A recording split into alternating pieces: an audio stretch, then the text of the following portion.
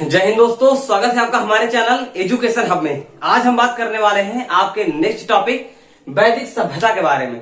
इससे पहले हमने कई टॉपिक को क्लियर कर चुका है, जैसे हमारा पाषाण काल है, उसके बाद हमारा सिंधु घाटी की सभ्यता है, और तीसरी टॉपिक जो कि बहुत ही महत्वपूर्ण है वो है आपका वैदिक सभ्यता।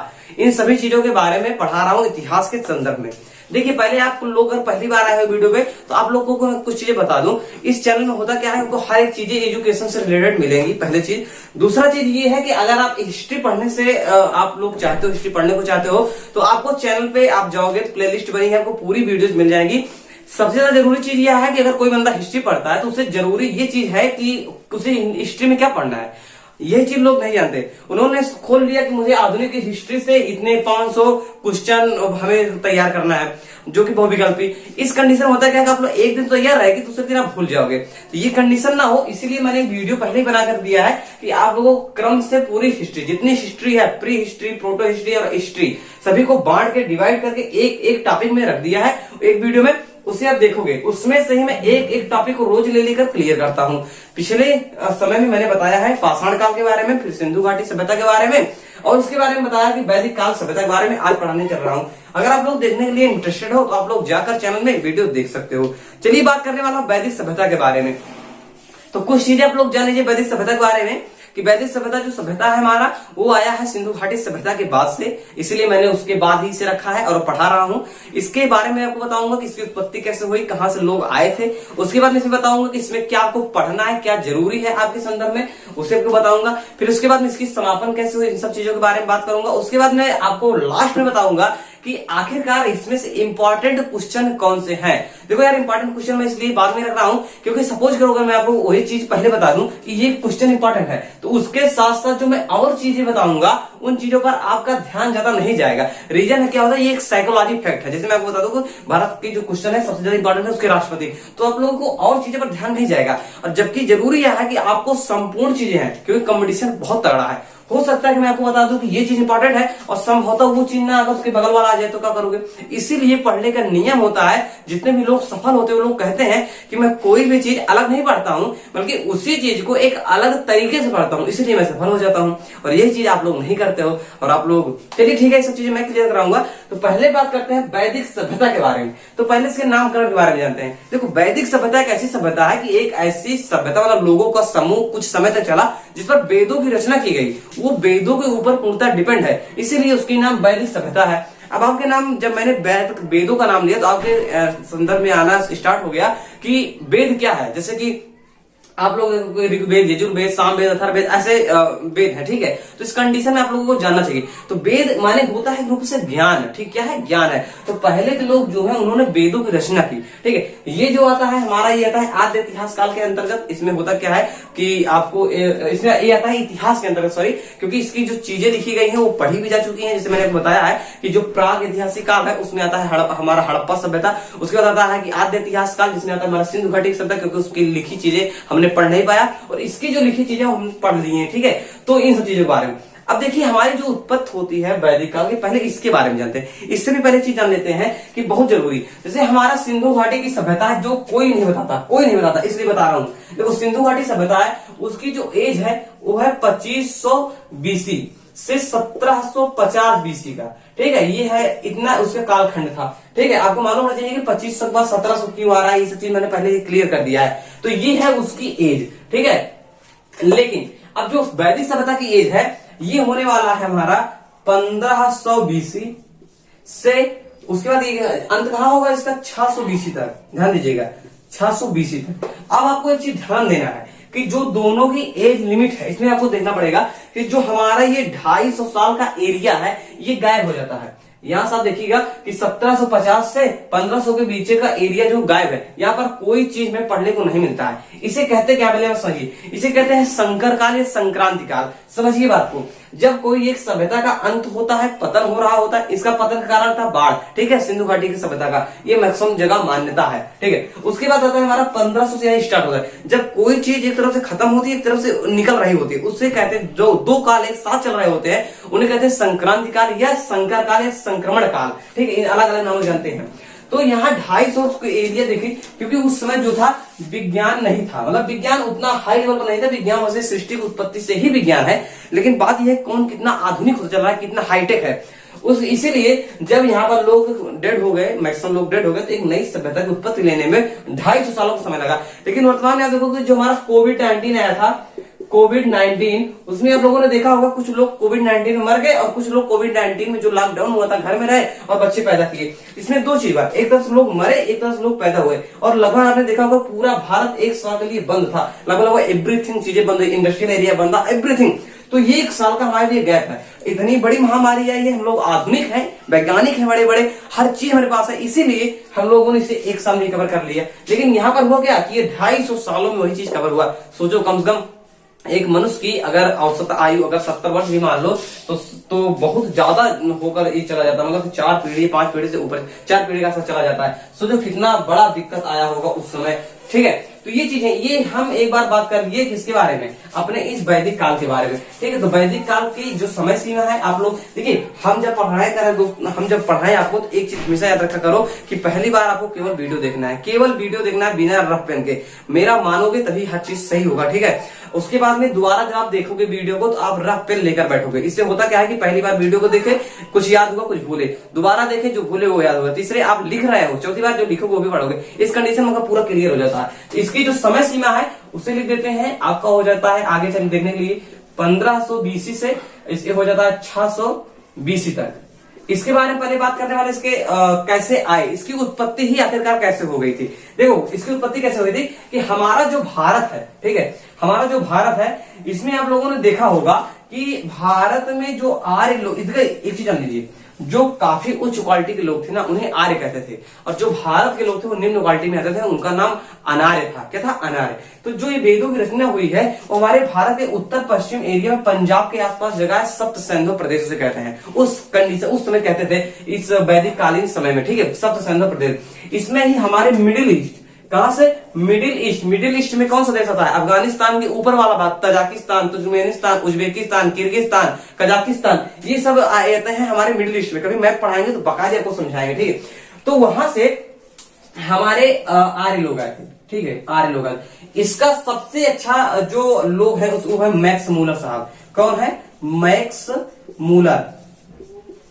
इन्होंने कहा है कि भारत में जो ये वैदिक काल की सभ्यता है, उसमें आर्य लोग जो आकर इसका निर्माण किए थे, वो सभी कहां से आए थे? मिडिल ईस्ट, मिडिल एशिया से आए थे। तो ये चीज इनका याद नाम रखिएगा। ये हमेशा पूछते हैं कि किसके द्वारा, इसने सर्वाधिक किसका मान्य मत है, ठीक है। इस कंडीशन में मैक्स मूलर नाम साहब जी का नाम भी ज्यादा इंपॉर्टेंट हो जाता है। तो अब नाम हो गया हमारा, ये आ गए थे साहब। अब देखिए कैसे हम लोग ये माने कि ये आए थे। इसका कारण है, जो हमारा मिडिल ईस्ट है, यहाँ पर हमने 1400 BC पुराना, कितना? 1400 BC। BC मतलब होता है कि ईसा पूर्व। ये BC पुराना एक हमें यहाँ पर वो मिला था, एक प्रकार से कह सकते हो कि स्तंभ मिला था, ठीक है। तो उसका नाम था बेगज गोई। क्या था? बेगज गोई। तो बेगज गोई अभिलेख जो मिला था, उसमें हमारे जो वेदों में सबसे ओजस्वी वर्णित देवता थे उनकी वर्णन, जैसे इंद्र का मिलता है, पुरंदर का, इंद्र का ही नाम पुरंदर है, उसे अग्नि का मिलता है, मित्र का मिलता है, ठीक है। इस प्रकार से और भी लोगों का एक दो नाम मिलते हैं, ठीक है। तो वही देखा गया कि ऐसा क्या हो सकता है कि यही लोग यहाँ मिले, यही लोग यहाँ मिले। उसके बाद में मिडिल ईस्ट की कई ऐसी चीजें कॉमन पाई गई जो यहाँ पर है, इसीलिए लोगों ने कहा कि यहाँ से होकर लोग यहाँ आए होंगे। एक चीज हमें जरूर जानना है कि जो आर्य थे वो बाहर से ही आए थे, मतलब हमारे भारत के नहीं थे वो लोग। और संस्कृत जो होता है वो क्या था, हमें देखिए भी जाना चाहिए। संस्कृत को कहा जाता है कि देववाणी। क्या कहते हैं? देववाणी, यानी देवताओं की वाणी। देवताओं की वाणी इसलिए कहा जाता है, ये काफी हाईटेक ये लैंग्वेज है, ठीक, काफी हाईटेक लैंग्वेज है। लेकिन दुख की बात है कि वर्तमान भारत में इसकी जो मात्रा है कम हो रही है, ठीक है। तो इसीलिए इसे देववाणी कहते हैं, काफी हाईटेक होने की वजह से। और काफी हाईटेक वाणी मतलब भाषा के जानकार थे वो लोग, उन्हें आर्य कहते हैं। आर्य का मतलब होता है कि उच्च कोटि के लोग, और भारत के लोग नहीं जानकार थे, इसलिए इन्हें कहा गया अनार्य, ठीक है। कौन थे? अनार्य थे। तो भारत में आर्य लोग आए, सप्त सिंधु प्रदेश में बसे, और उसके बाद वेदों की रचना स्टार्ट हुई।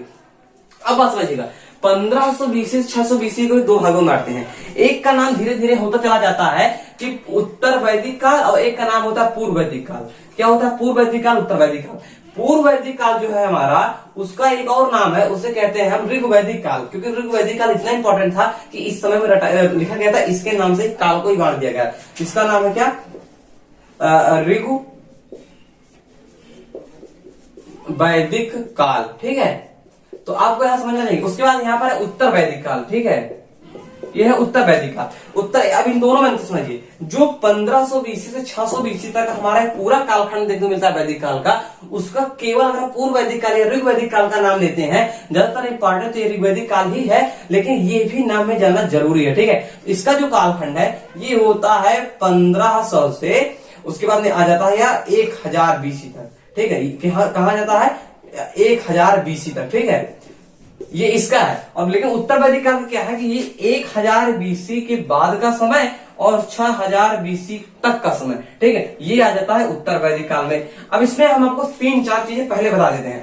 पहली चीजें ये कि इसमें जो हमारा समाज था वह किस रूप में था, ठीक है। तो हमें एक नंबर पर जानना है हमारा समाज, ठीक है, इस समाज में। दूसरे नंबर हमारे यहाँ जो पंचायत होती थी उसे जानना है, ठीक है, पंचायत जो होती थी। उसके बाद ये नंबर जानना है यज्ञ के बारे में, ठीक है, यज्ञ के बारे में। उसके बाद हमें इसके नदियों के बारे में जानना है, उसके बाद हमें नदियों के बारे में जानना है। और किताबों के बारे में हम इसमें बताते ही बीच में से सब चीजें बता चलेंगे। ये बहुत इंपॉर्टेंट है, ये सभी चीजें पूछे जाते, तो ये चीजें आपको जानना चाहिए। 1500 से 600 बीसी का हमारा जो कालखंड है उसे आपने डिवाइड कर दिया। उसके बाद में नियम आता है हमारा देखने को, जो समाज है, पंचायत है, यज्ञ और नदियां हैं, ये सभी चीजें बटने, इस सभी चीजों में बांटा जाता है। अब देखिए समाज क्या था हमारा, समाज हमारा जो पहले हम जानते हैं पूर्व वैदिक काल के बारे में, क्या था पूर्व वैदिक काल में, और उसी समय जो उत्तर वैदिक काल है ये भी बिल्कुल ऐसे ही था, लेकिन ये थोड़ा थोड़ा डिफरेंट होता चलेगा, थोड़ा थोड़ा मॉडिफिकेशन होती गई। जैसे हमारा समाज था ये एक प्रकार से कह सकते हैं त्रिभुजाकार में हो जाता है। त्रिभुजाकार हम समझने के लिए बता देते हैं, क्योंकि स्ट्रक्चर कोई चीज का बना देते हैं तो वो दिमाग में जल्दी फेड रहता है। ये हमारा जो समाज था वो 4 भागों में विभक्त हो गया था, ठीक है। कितने भागों में? 4 भागों में।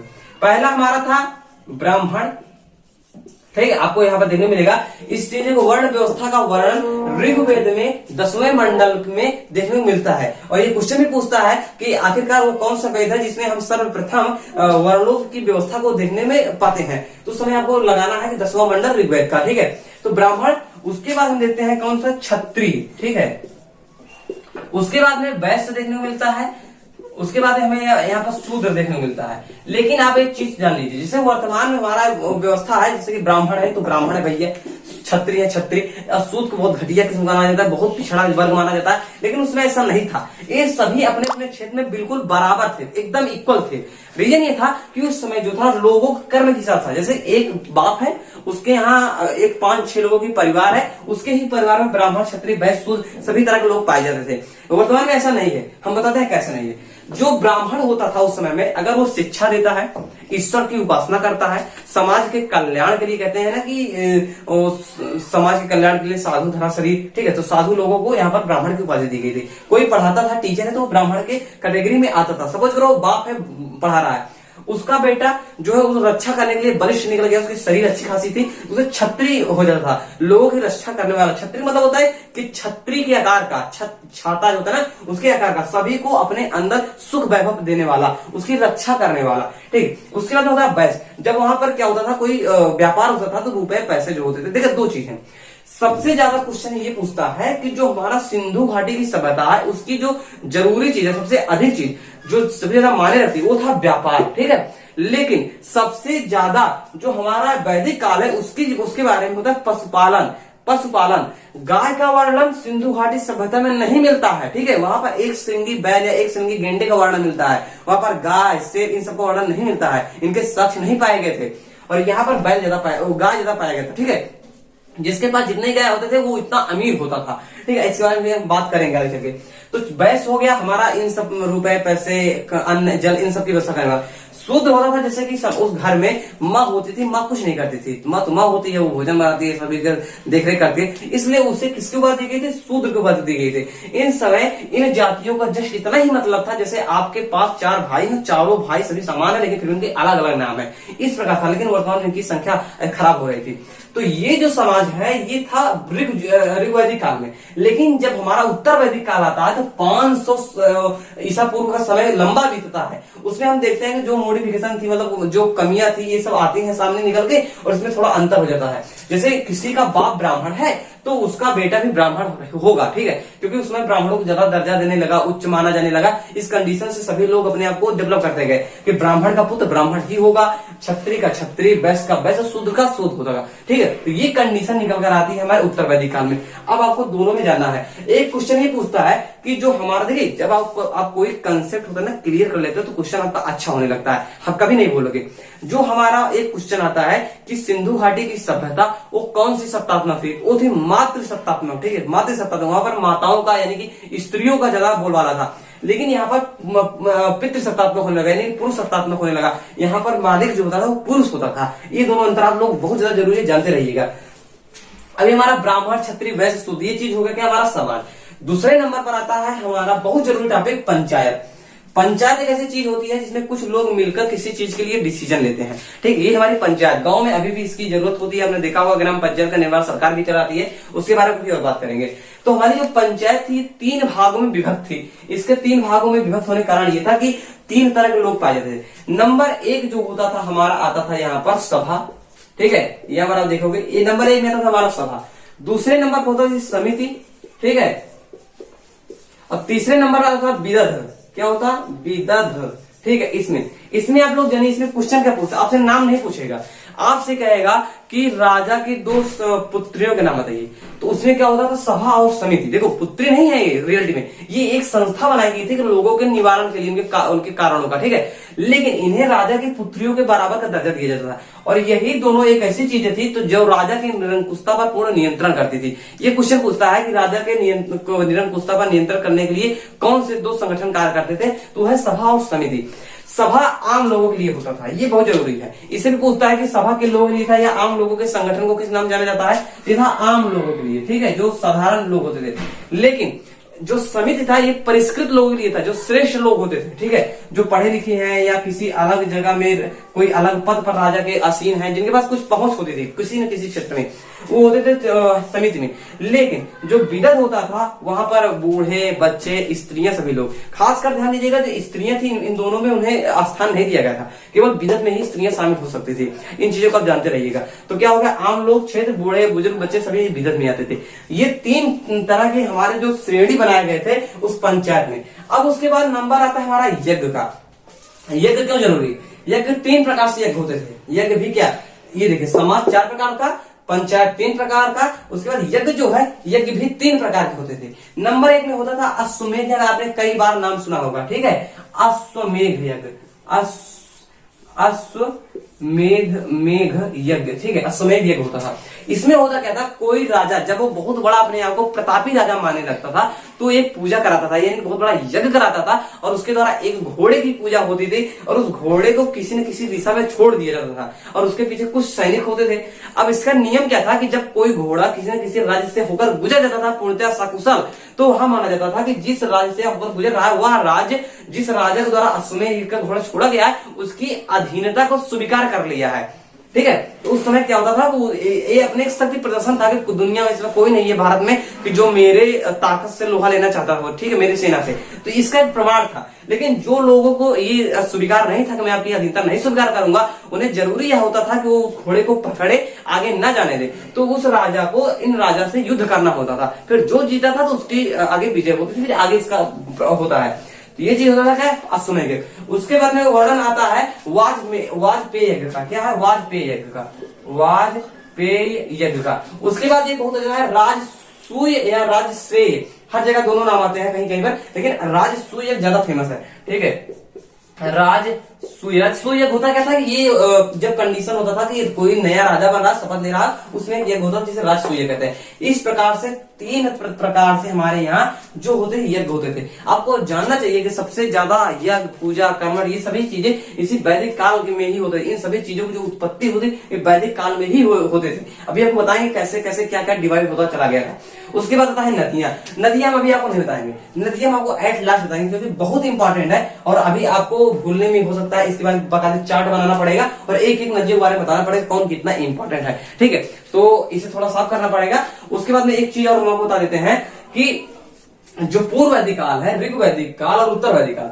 कोई चीज हम तब किसी कालखंड का निर्धारण करते हैं कि उसके लिए हमें जो देखिए ये जो है वो इतिहास के अंतर्गत होता है, इतिहास के अंतर्गत, ठीक है ना, ये पूर्व इतिहास काल है, ठीक है, मतलब कि पाषाण काल नहीं, ये आद्य इतिहास काल के अंतर्गत नहीं है, प्राग इतिहास काल के अंतर्गत नहीं है, ये केवल इतिहास के।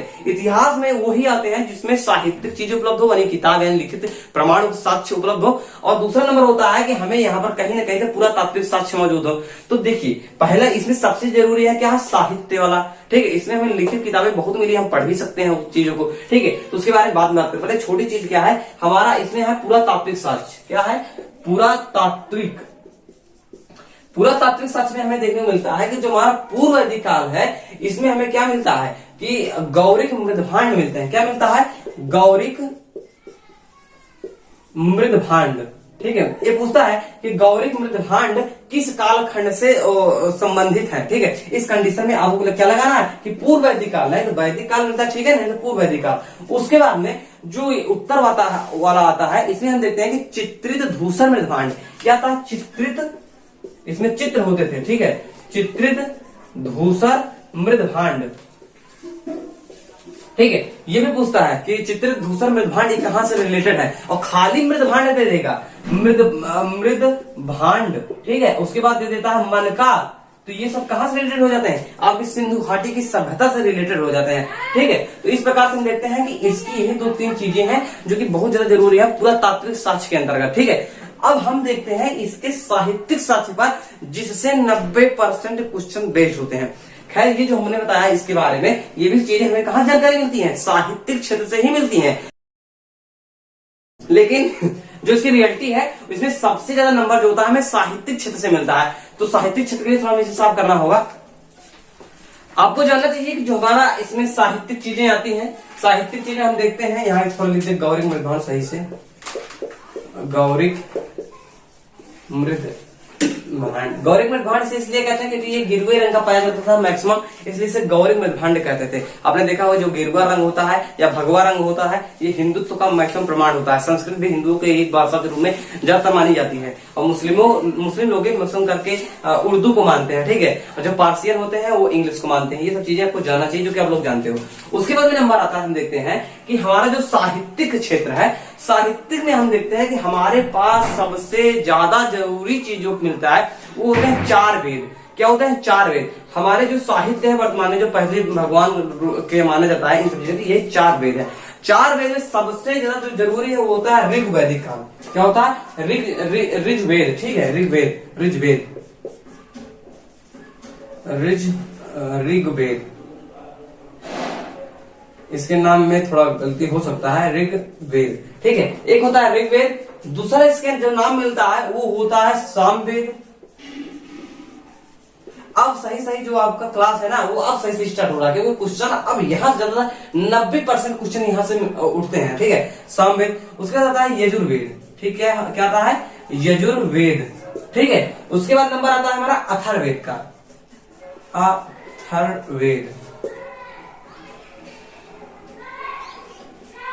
अथर्ववेद, ठीक है। ये 4 वेद हमें मिलते हैं कहां पर, हमें इसी अपने वैदिक सभ्यता में देखने को। अब देखिए जो क्वेश्चन है कैसे कैसे आते हैं, पहले मैं इन सब चीजों के बारे में बता दूं। जो सबसे पुराना वेद था वो है आपका ऋग्वेद, ठीक है। देखिए उसके बाद जो हमारा नंबर आता है सामवेद का, लेकिन जरूरी है कि जो हमारा सामवेद है, आपको इसके बारे में बता दें, जो हमारा ऋग्वेद है ना, इसमें भगवान की वर्णन है, कि भगवान के बारे में बाकायदे वर्णन किया गया, उनकी महिमा का वर्णन किया गया है। सामवेद में होता ये था कि इसमें जो 7 सुर है हमारे, या इसे सही से कहते हैं संगीत का जनक जो हमारा वेद है, उसे हम सामवेद कहते हैं। यजुर्वेद में होता क्या था कि इसमें हम यज्ञ आदि का बहुत अच्छा वर्णन किए हैं, ठीक है, यज्ञ कैसे होते थे, पूजा पाठ कैसे की जाती है, ये सब चीजों के बारे में बताया है। अथर्ववेद में हमने जादू, टोना, टुटका, विवाह, मनोवशीकरण, ठीक है, ये सब चीजें का वर्णन हमें यहाँ पर अथर्ववेद में मिलता है। क्वेश्चन क्या आता है आपको समझना है, कहते हैं कि इसमें संगीत का वर्णन किस वेद में मिलता है, तो आपको सामने दे दिया जाएगा 4 ऑप्शन, आपको मिलाना होगा। इस प्रकार से आप लोगों को जानना चाहिए, इन चारों के बारे में बहुत जरूरी आपको जानना। इसमें देवताओं की महिमा का वर्णन है, इसमें संगीत का वर्णन मिलता है, इसमें पूजा पद्धति का वर्णन मिलता है, और इसमें जादू, टोना, टोटका, वशीकरण, विवाह, ये सब चीजों का वर्णन मिलता है, ठीक है, क्या कैसे किया जाएगा, इन सब चीजों का वर्णन मिलता है। ये आपके लिए बहुत जरूरी से आप लोग जानते रहिएगा। अब देखते हैं सबसे पुराना वेद ऋग्वेद के बारे में। ऋग्वेद के बारे में आप दोस्त इतना ही जानते रहिए कि ये सबसे पुराना है, ठीक है। और ये देखो ये दो तरह से लिखे गए हैं, इन्हें बात को समझिएगा। इसके बारे में क्वेश्चन क्या आता है कि सबसे प्राचीन इसके खंड कैसे। पहले ऋग्वेद के बारे में ही हम कुछ चीजें जानते हैं, ठीक है। ऋग्वेद की जो होती है ये 10 खंडों में विभाजित है, ठीक है। इसमें कितने 10 मंडल है। इसका यह भी कहता है इसके अध्यायों को किस नाम से जानते हैं, तो उसे मंडल। इसमें कितने हैं 10 मंडल हैं, ठीक है, 10 मंडल। अब 10 मंडल है, उसके बाद कभी क्वेश्चन नहीं पूछता है कि ऋग्वेद में कितने सूक्ति हैं, तो इसमें 1028 सूक्तियां देखने को मिलती हैं। कितनी है 1028 सूक्ति।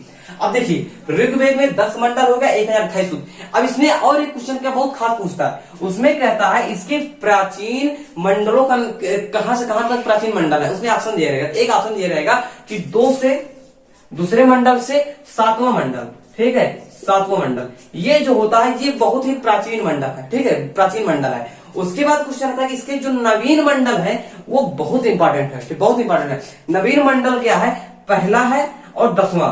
क्या है, पहला और 10वां। ये जो मंडल है इसके ये बिल्कुल ही नवीन मंडल है, ठीक है। इसमें खींच देता हूं, पहला ये नवीन मंडल है, पहले 10वां, पहला और 10वां, और दूसरे से 7वां, पूरा ये कितना है, पूरा प्राचीन मंडल है। इसमें क्वेश्चन क्या आता है और चीज समझिए, एक हो गया। अब इसमें इंपॉर्टेंट क्या है आप लोग थोड़ा बहुत जानते रहिए।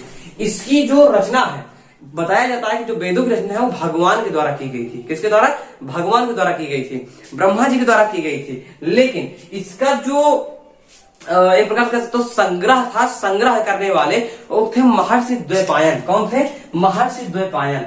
महर्षि द्वैपायन और वेद व्यास। कौन थे, और वेद व्यास, इन दोनों को वर्णन मिलता है। ये कौन थे, लेखक नहीं थे, संग्रह करता थे। क्या थे, संग्रह करता। अब महर्षि द्वैपायन थे।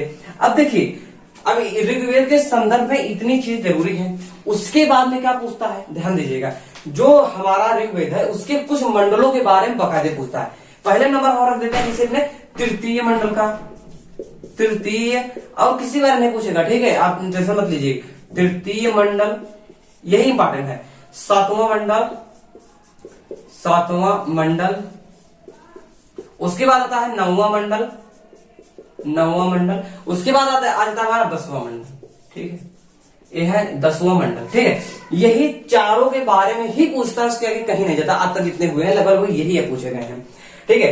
अब आपको जानना है जो हमारा तृतीय मंडल है वो क्यों फेमस है। इसमें से केवल एक क्वेश्चन ये आता है कि जो हमारा गायत्री मंत्र है, क्या था, गायत्री मंत्र, गायत्री मंत्र, गायत्री मंत्र, इसे आप लोगों को जानना चाहिए कि इसकी जो रचना है वो किसने की थी, विश्वामित्र जी ने की थी। किसने किया था, ये भी पूछता कभी कभी, इसकी रचना किसने की थी, विश्वामित्र ने की थी इसकी रचना, ठीक है। और ये रखा कहाँ गया है, हमारे तृतीय मंडल में। तो पूछता है कि गायत्री मंत्र का उल्लेख किस मंडल में या किस वेद में देखने को मिलता है, तो ऋग्वेद के तीसरे मंडल में देखने को मिलता है। आपने पढ़ा होगा गायत्री मंत्र, ओम भूर्भुवस्सुः तत्सवितुर्वरेण्यं भर्गो भर्गो देवस्य धीमहि धियो यो न प्रचोदयात्, ठीक है। ये हमारा कहाँ है, ये है गायत्री मंत्र। माना जाता है सब वैज्ञानिकों के द्वारा कि जो गायत्री मंत्र है अगर रोज सुबह आप उसकी उच्चारण करते हो बिल्कुल शांत मन से, आपके ब्रेन की जो क्षमता होती है वो बढ़ जाती है। ये ब्रेन की एक्सरसाइज एक प्रकार से कराती है। ओम भूर्भुवस्सुः तत्सवितुर्वरेण्यं भर्गो देवस्य धीमहि धियो यो नः प्रचोदयात्, ठीक है। बहुत जरूरी ऐसा करना चाहिए। और आपको जानना चाहिए कि भारत में इस चीज की बहुत ज्यादा मात्रा में वर्णन है, लेकिन फिर भी इसकी जो लाभ है सही सही वो चाइना वाले उठा रहे हैं। भारत में इसकी बहुत कम लोग इसका प्रयोग करते हैं, चाइना में सब लोग प्रयोग कर रहे हैं। तो सोचो चाइना क्यों आगे लेके जा रहा है, इसी सब चीजें तो है। तो आप लोग देखते हो तो तृतीय मंडल गायत्री मंत्र के लिए फेमस है, जिसकी रचना विश्वामित्र जी ने की थी। उसके बाद आता है हमारा 7वां मंडल। 7वां मंडल ये क्यों इंपॉर्टेंट है, 7वें मंडल में बहुत बड़े इंपॉर्टेंट 10 राज युद्ध हुआ था। क्या हुआ था, 10 राज युद्ध। 10 राज युद्ध क्यों फेमस है, क्योंकि एक राजा होते थे जिनकी युद्ध 10 राजाओं से हुई थी, और उसमें भी वो क्या थे, वो सभी 10 राजाओं को बकायदे थोड़ दिए थे। अब देखिए ये चीज एक चीज भाई आप वर्तमान में देख रहे होंगे कि जो रसिया है और यूक्रेन है, दोनों की बात बढ़ रहा है। यूक्रेन बनने क्या जा रहा है कि नाटो का सदस्य बनने जा रहा है, और रूस कह रहा है तुम नाटो का सदस्य मत बनो, नहीं तुम तुम्हें मारेंगे। रीजन ये है कि नाटो में जो 30 देश हैं वो 30 कह रहे हैं कि आप अगर नाटो की सदस्यता ले लेते हो तो जो भी रूल है, मतलब नाटो क्या रूल है कि नाटो के अंतर्गत जितने देश है उसमें कोई भी आक्रमण करता है तो संपूर्ण नाटो सदस्य मिलकर उस दूसरे देश पर कार्रवाई करेंगे, ये चीज होता है। तो यूक्रेन को कह रहे हैं अमेरिका वगैरह अदर जो देश है कि नाटो में शामिल हो। अब रूस इससे खा के हो रहा है, रूस जो है वो यूक्रेन का बिल्कुल सटा हुआ भाग वाले की पड़ोसी देश है। अब अमेरिका क्या करेगा, आएगा और यहाँ पर क्या बनाएगा, अपना सैन्य बेस बनाएगा। और आपको जानना होगा कि अमेरिका का जो शीत युद्ध था वही हुआ था रूस के अंदर, और शीत युद्ध के तहत उसने क्या किया था, आंतरिक युद्ध कराया था अमेरिका ने। और जब आंतरिक युद्ध करवा दिया गया था तो जो रूस है यूएसआर वो 15 देशों में टूट गया था, और ये दोबारा कंडीशन आए, इसी कारण से वो यूक्रेन को सदस्य में शामिल होने नहीं दिया जा रहा है। इसके बारे में खैर हम बाद में वीडियो बनाएंगे, बहुत इंपॉर्टेंट है, इसके युद्ध बहुत अच्छा होने वाला, अगर हम कोई समझाएंगे मैप के थ्रू तो बहुत अच्छा लगेगा, ठीक है। तो इसी प्रकार से 10 लाख युद्ध है, लेकिन रूस क्या कह रहा है कि अगर यूक्रेन के पीछे जितने भी लोग आते हैं, वहां के जितने भी तुम्हें दूध पिलाया हो आ जाओ, हम सभी को थोड़ेंगे। आपको जानना चाहिए कि रूस के पास इतना पावर है कि अगर संपूर्ण पृथ्वी को नष्ट करने में उदारू हो जाए तो कम से कम 15 बार संपूर्ण पृथ्वी को अग्नि के हवाले कर सकता है, इतना पावर उसके अंदर, ठीक है। तो ये सब खैर अलग चीजें हैं। तो 10 राज युद्ध का वर्णन कहाँ देखने को मिलता है, 7वें मंडल मिलता है, ये क्वेश्चन पूछा जाता है। उसके बाद 9वां मंडल, 9वां मंडल पूछता है कि सोम देवता को समर्पित कौन सा मंडल है ऋग्वेद का, तो वो पूछता है 9वां मंडल। तो 9वां मंडल क्या है, सोम देवता को समर्पित, ये बहुत इंपॉर्टेंट क्वेश्चन है, इस सब चीज जितना बता रहा हूं बहुत इंपॉर्टेंट है, ठीक है। उसकी बात आता है 10वां मंडल।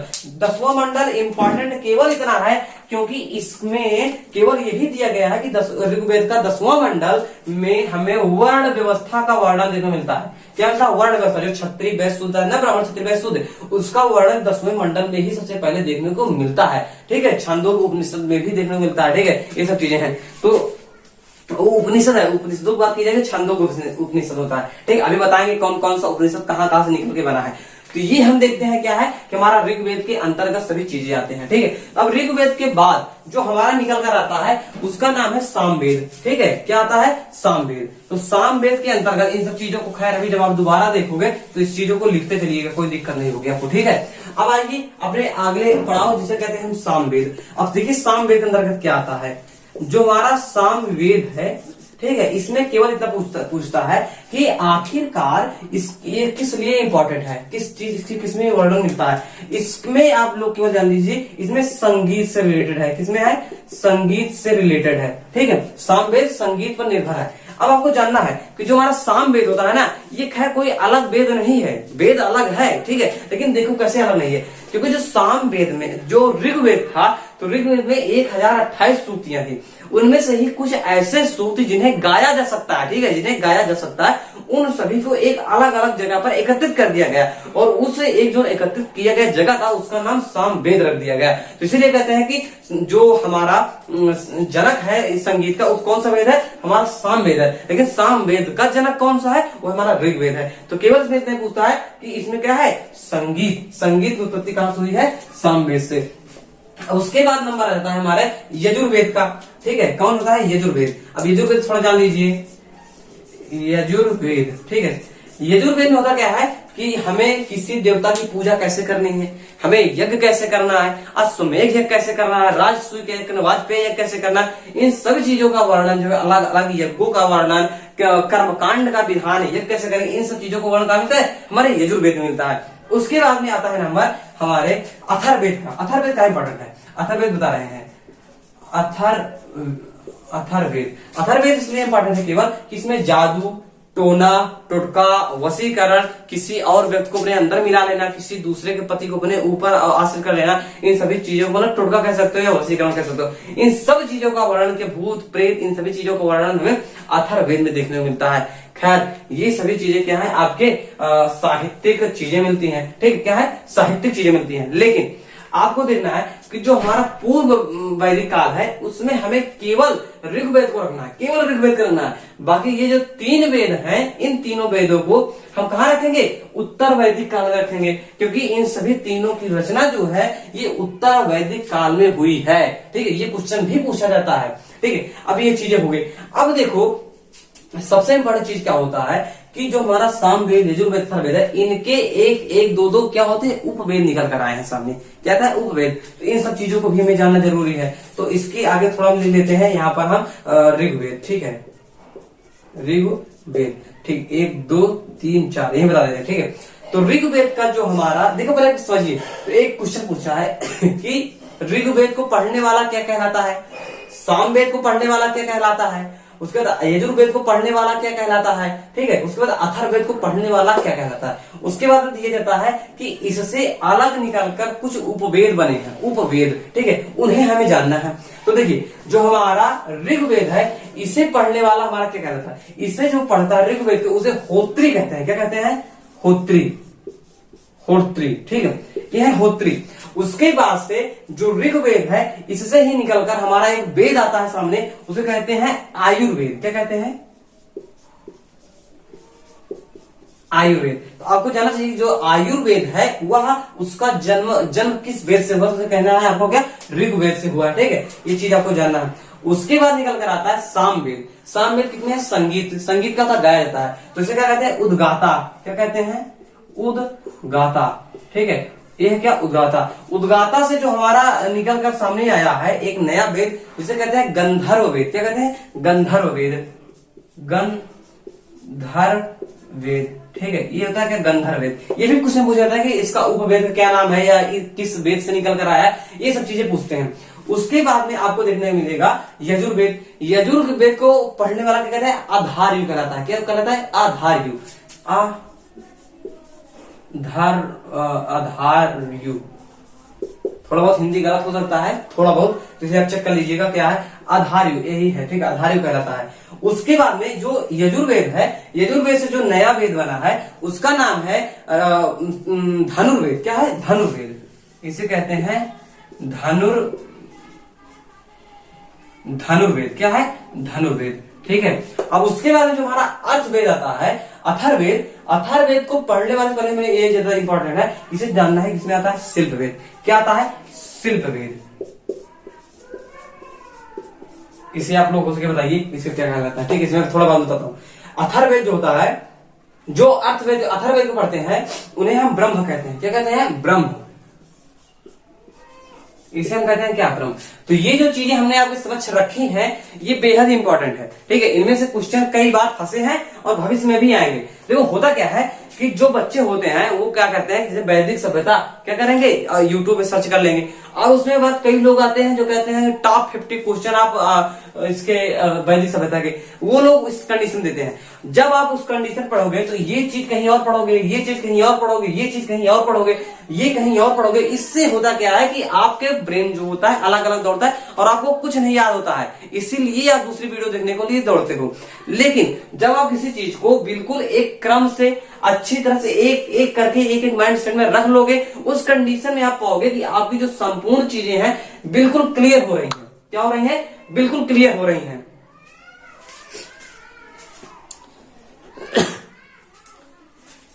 अब ये चीज आपका पूरा हो चुका है, ठीक है। अब उसके बाद में अब इसमें मैंने दिखाया है आपको कि ये सभी चीजें क्या है, इसके द्वारा जितने भी उत्पत्त हुए उपवेद हैं और जो जो लोग इस चीजों को पढ़ते हैं उन चीजों को दिखाया गया है, ठीक है। अब इसके बाद में क्या होता है कि इससे के आगे दो टॉपिक और बनते हैं।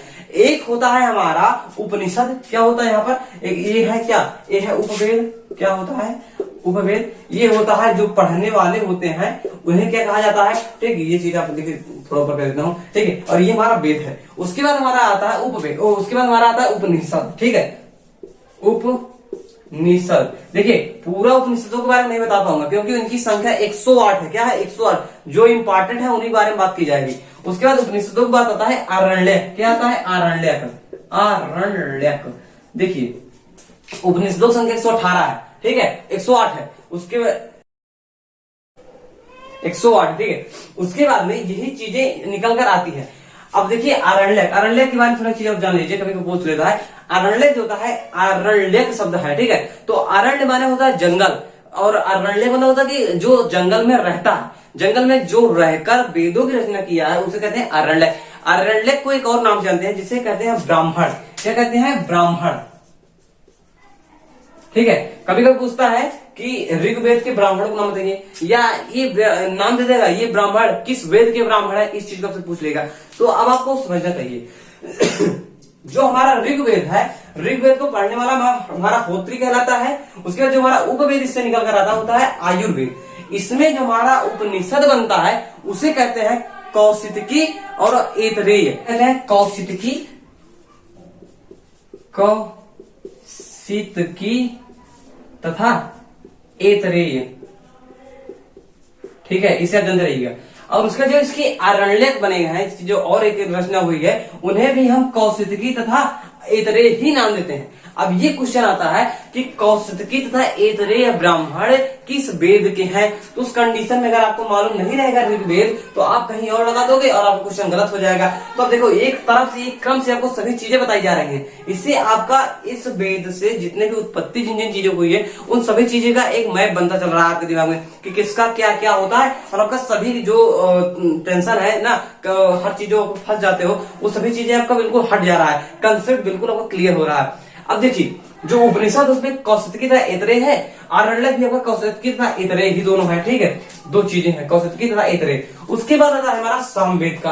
अब सामवेद को आपको जानना चाहिए इसके कौन कौन उत्पत्ति हुई है, ठीक है। तो सामवेद के अंतर्गत जो हमारा उपनिषद आता है उसे कहते हैं छांदोग्य उपनिषद। क्या कहते हैं? छांदोग्य उपनिषद। लेकिन एक और नाम का भी भेद देता है, उसका नाम है केन। क्या है? केन। केन वो WWE वाला नहीं, ठीक है, तो वो होता है उपनिषद है, क्या आता है? केन, ठीक है, केन हो गया। और उसके बाद छांदोग्य, ठीक है, छांदोग्य, ये उपनिषद। इन दोनों कौन है? ये है उपनिषद। लेकिन उसके बाद देता क्या है कि इनके आरण्यक का नाम बताइए। आरण्यक क्या होता है कि क्या है? जैमिनी। क्या होता है? जैमिनी। और उसके बाद होता है एक दूसरा होता है छांदोग्य। ये भी दोनों नाम एक ही है, ठीक है, छांदोग्य, ठीक है, छांदोग्य उपनिषद, ये भी उपनिषद है। और यहाँ पर आरण्यक भी यही नाम से आ जाते हैं। इसमें आप देखते हो कि आपके जो सामवेद है उसमें भी आपको देखने को मिल जाता है। उसके बाद जो आता है यजुर्वेद, उसमें क्या आता है? यजुर्वेद। यजुर्वेद में बहुत इंपॉर्टेंट है, ये क्वेश्चन कई बार आता है। उसमें देता क्या है कि जो तैत्तरीय ब्राह्मण है वो कहाँ के ब्राह्मण, ये पूछता है कि तैत्तरीय ब्राह्मण कहाँ के ब्राह्मण है, वो होते हैं यजुर्वेद के। लेकिन वो क्या होता है कि तैत्तरीय उपनिषद भी है, ठीक। और बताता हूँ आपको एक चीज, ठीक है, वो है तैत्तरीय ब्राह्मण। अरे इसे आप थोड़ा समझिएगा कि ये इससे मैच है, ये इससे मैच है, और ये इससे मैच हो रहा है, ठीक है, थोड़ा आप देखिएगा।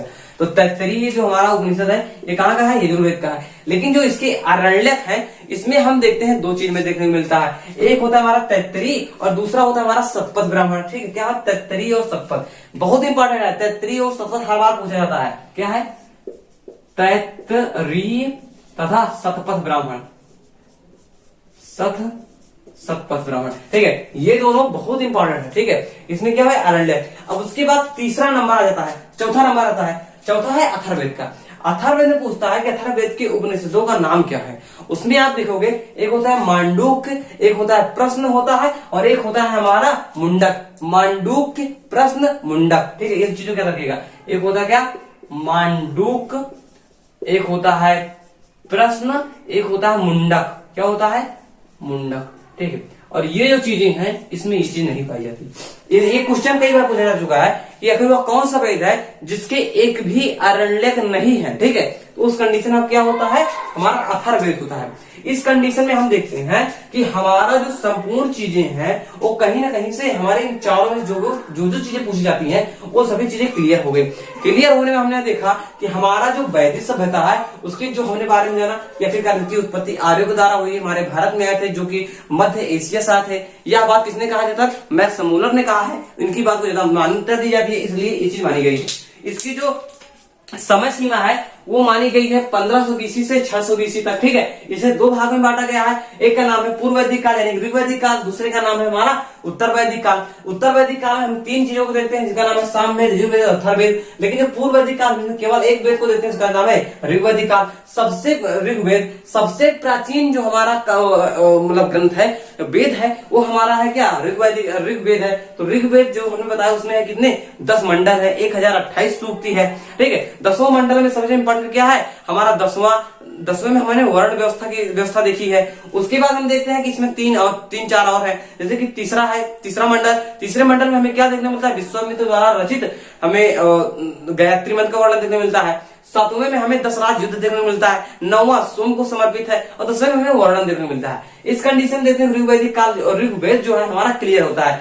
सामवेद हमने देखा कि वहां पर क्या होता है कि हमारा संगीत से रिलेटेड है। संगीत कैसे मिला? ऋग्वेद के ही जो गाए जाने वाले योग्य चीजें हैं उन्हें समर्पित कर लिया गया, समाहित किया गया, और जो मिला वो सामवेद हो गया। जो पूर्व ऋग्वैदिक काल है, मतलब कि ऋग्वैदिक काल है या पूर्व वैदिक काल है, उसकी एज जो है 1500 से 1000 है।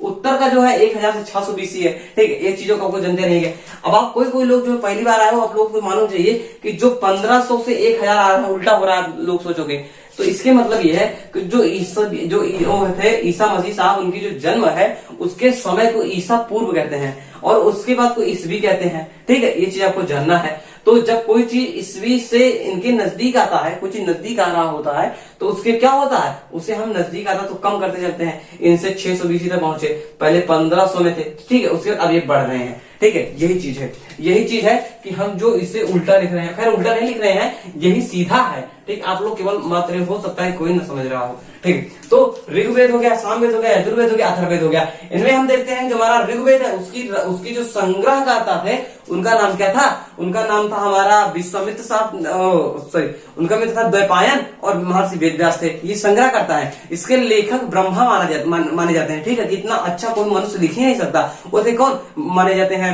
हमारे ब्रह्मा जी। लेकिन ये सब चीजों का वर्णन इनके जो ऋग्वेद है या वैदिक काल है, इसके सबसे महान देवताओं के बारे में थोड़ा जान लीजिए। इसमें सबसे महान है इंद्र।